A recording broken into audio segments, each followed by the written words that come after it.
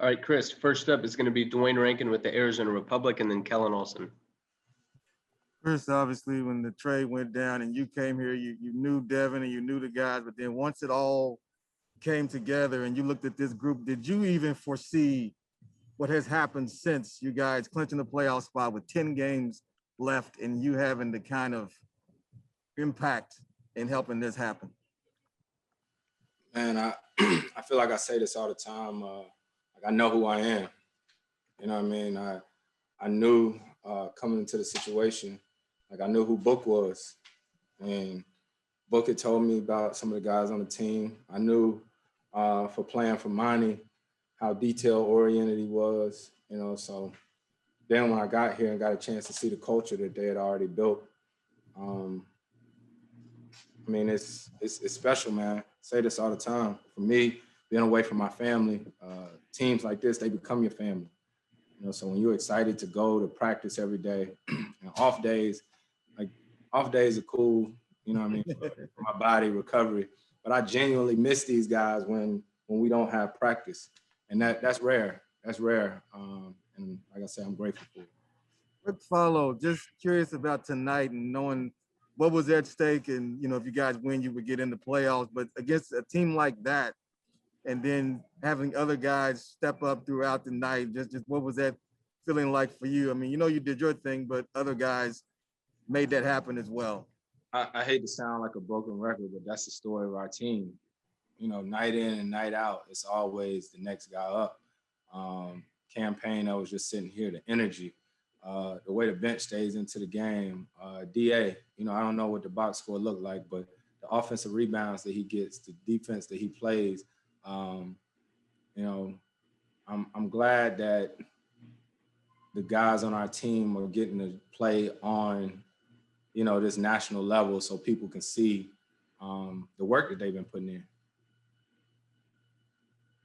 Next up is Kellen Olson with Arizona Sports, and then Cameron Cox. Chris, there was a 3-minute stretch in the third quarter, and then obviously what you did in the fourth quarter where you were able to take over the game. Monty said you told him that you felt fresher as the game went on. Is that what it is for you, is kind of feeling out the game for the first half and then falling into a more comfortable place in the second half? Can you talk us through those segments when you feel like you can dominate the game like that?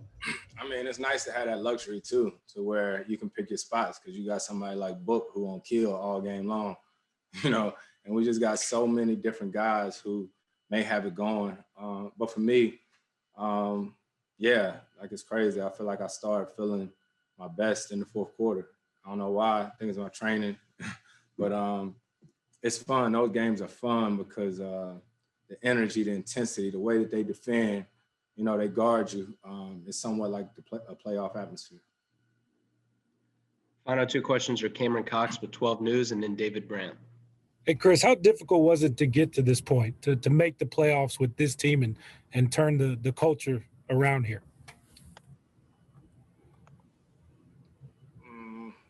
Wasn't that hard? It's the work, you know what I'm saying? You know, it's the opportunity. You know, it's the opportunity. As long as you do the work day in and day out, you expect this.